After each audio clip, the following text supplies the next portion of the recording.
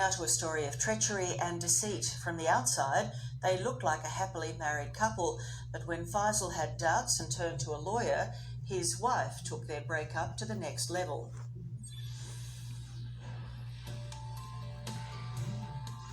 You're about to witness one of the most audacious attempts by a wife to frame her husband for domestic violence. She's dangerous, very dangerous. Watch how this woman astonishingly punches herself in the face, not once, but twice, later telling police her husband bashed her. It's flipped my life upside down. I'm not the guy who I used to be anymore. This is a story about temptation and treachery, a lover and a liar, where romance makes way for revenge with catastrophic consequences. Well, I haven't actually heard of a scenario such as this, inflicting injury upon themselves in order to set up a scenario which results in someone else being charged. If love is blind, then Faisal only had eyes for Asma. She presented herself like she's the perfect girl on the planet. He met her through an online Muslim dating site and proposed soon after leaving Western Sydney to meet Asma in Morocco. However, while Faisal was hoping to return to Aussie with a life partner, he now believes Asma didn't share that dream. She's a greedy person. She's materialistic. The two officially tied the knot here last year, and Faisal was hardly frugal in making his new bride feel at home. He worked 2 jobs, spending everything he earned on his wife, from Gucci tracksuits to leather jackets, rings, necklaces, and shoes, holidays and fine dining, parties in Morocco, and money wired back to Asma's family. A fawning Faisal says he was a good provider. All this traveling, going back and forth to Iceland 3 times and doing all the functions, receptions, engagement, jewelry, stuff, probably I'm under 200,000. But Faisal says they were constantly arguing, and in April he walked into an incredible sting when he came home from a night shift at Woolies. Yeah, it was all prepared for me, the whole crime scene. The unit had been ransacked. Faisal says Asma was waiting for him with this disturbing message. I entered and she just said to me that you think you are smart and you are talking to lawyers about me. Now see what I do to you. And she just ran. CCTV captures the bizarre events that followed.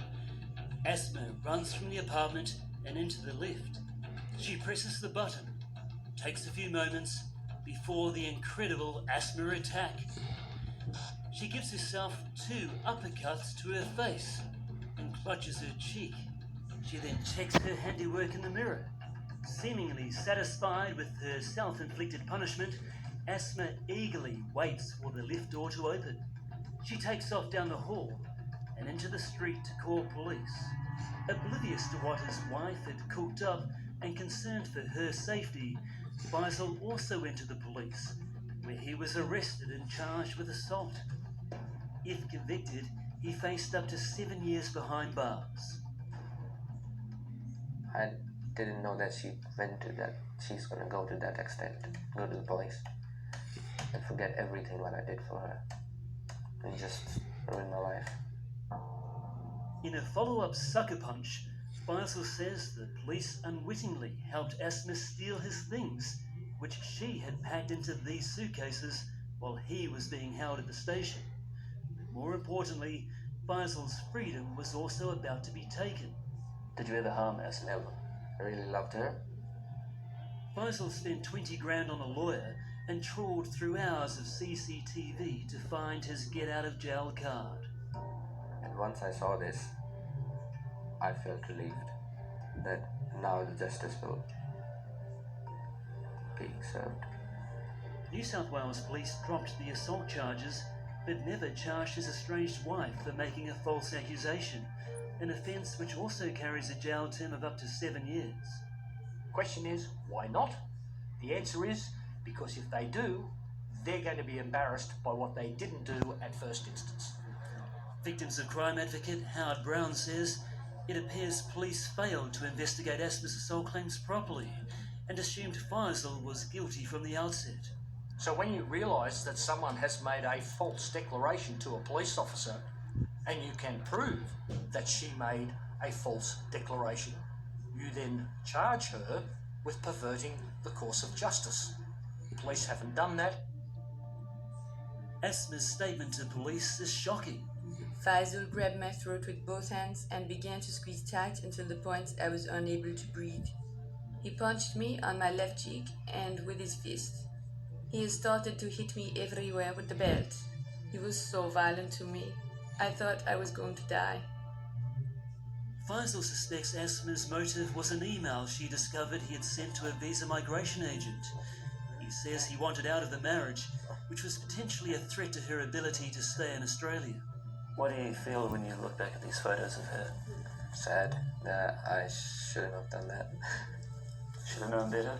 Yeah, should have known better. Asma has since disappeared somewhere in Australia, leaving Faisal to deal with the fallout from false love. He's battling away in average shared accommodation to help pay off his debts. The hurt hubby now wants his estranged wife charged, held accountable, and deported back to Morocco. I am the victim now. I got abused and abused over and over again, mentally, financially, emotionally, you name it. I'm the victim. So she did that. Now it's her turn to face the consequences. Faisal says he's got a long road ahead before he's capable of finding love again, but says he's learned a valuable, albeit expensive, life lesson. If God shows you true colors of someone, don't try to paint a different picture. Just stick with that. You'll end up like me. New South Wales Police are now reviewing all the evidence. We will let you know the outcome.